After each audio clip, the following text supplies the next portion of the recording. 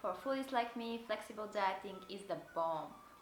Look, you can build your body by eating tasteless plain food every single day, or you can do like me and calculate your macros and start fitting in all your favorite foods.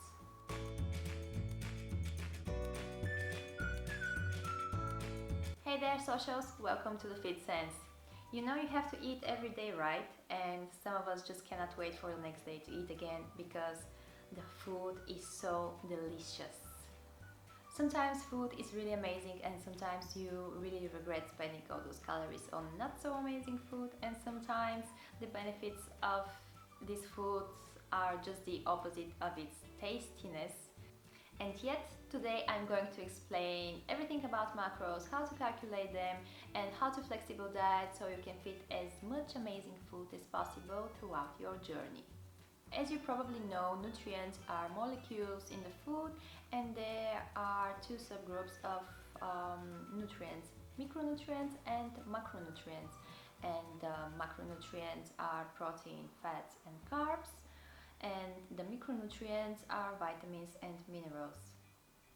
Micronutrients are called micronutrients because you need them in smaller quantities compared to macronutrients, which you need in bigger quantities. Protein and carbs contain 4 calories per gram and fats contain 9 calories per gram, which means that if you're eating a certain food that contains 20 grams of protein, 0 grams of fat and 0 grams of carbs, the total amount of calories of this food item will be 80 calories. So let's begin with protein, as if you're really serious about your fitness goal, protein is going to be one of your best friends. Protein is really essential for maintaining and keeping muscle, as it builds and repairs new tissue. And if you want to keep your muscle gains or to build up some new muscle, you really need to focus on having enough protein. The next macro group are fats, which are super important for your overall health, including your central nervous system, your immune system, hormones and vitamin absorption. With fats there is always a good and a bad cop, and the good fats are the unsaturated fats, which you can find in some vegetable oils, nuts, seeds, and the bad carbs are the saturated fats, which you can find in animal products.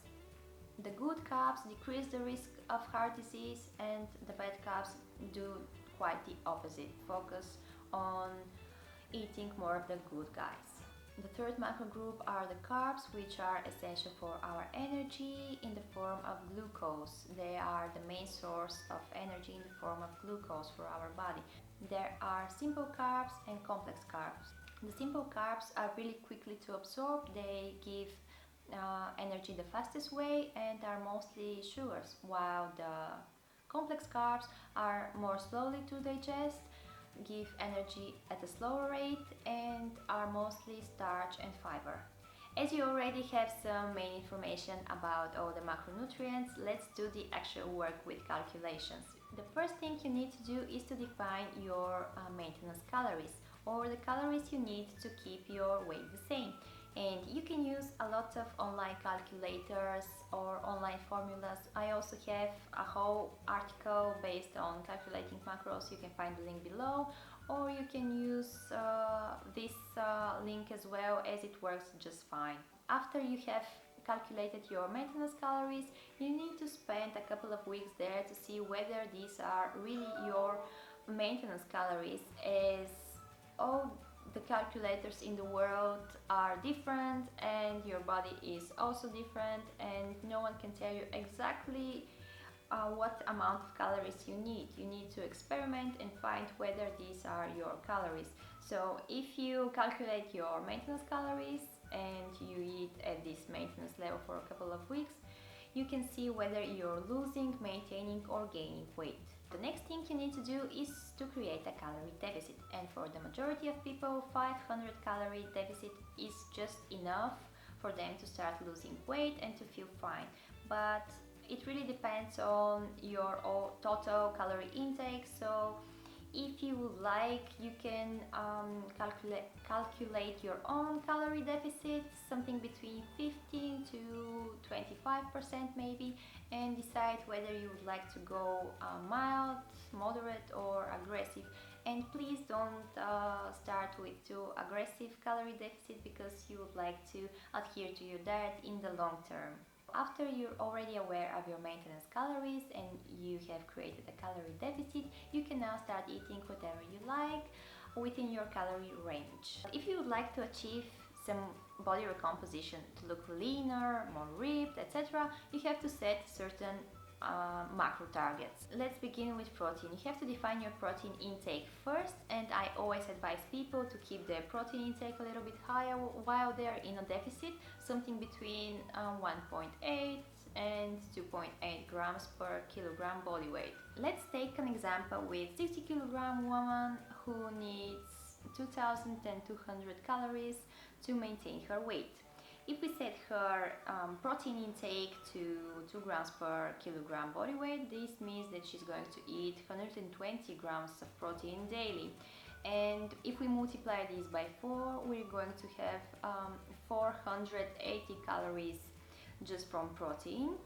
And knowing that her maintenance calories are 2200, and we choose a 500 deficit, this will mean that her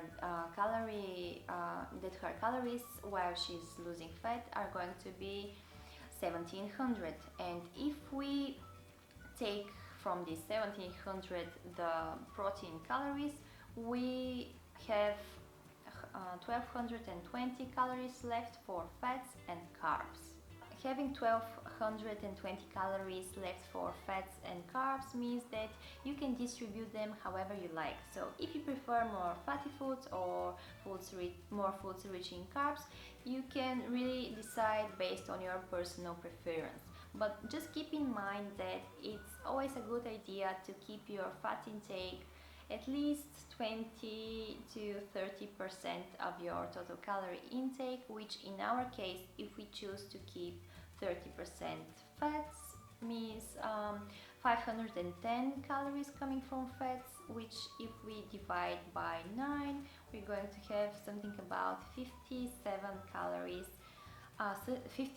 grams of fat per day. You actually don't need to calculate your carbs. If you have calculated your protein and fats, the rest is coming from carbs.